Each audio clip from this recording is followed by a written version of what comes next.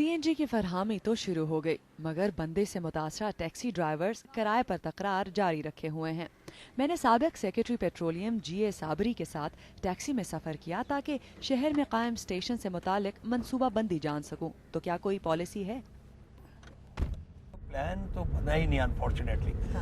Pumps वगैरह D regulated industry थी, तो गवर्नमेंट ने उस वक्त एक पॉलिसी बनाई थी कि दिल भी एक ही साइड के रोड पे 5 किलोमीटर डिस्टेंस तक 2 पम्प्स नहीं होंगे। ये तासुर किस हद तक दुरुस्त है कि हुकूमत जो है या ओगरा जो है वो CNG स्टेशन के मालकान के हाथों यरगमाल बनी हुई है?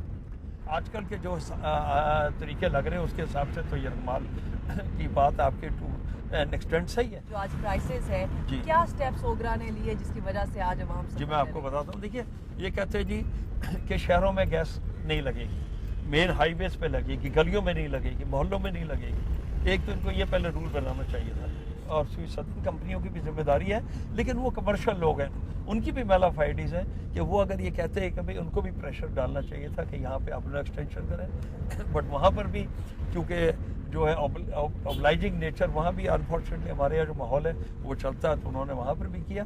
बट सारी जिम्मेदारी जो बेसिकली है वो ओगरा के ऊपर है।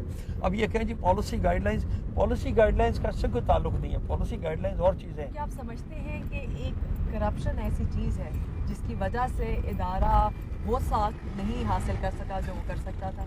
हर एक कह रहा है कि ये बात है, और इसके जो सब चीज़ें नज़र आ रही हैं उसकी वजह से हैं। तो देखिए, आप CNG स्टेशन जो आपने बढ़ाए हैं वो भी इसलिए हैं कि भाई कि CNG स्टेशन अगर आप मॉनिटर ना करते, जिस वजह से भी हैं बज़ाहिरन अब तो हर एक आदमी कहता है कि करप्शन है।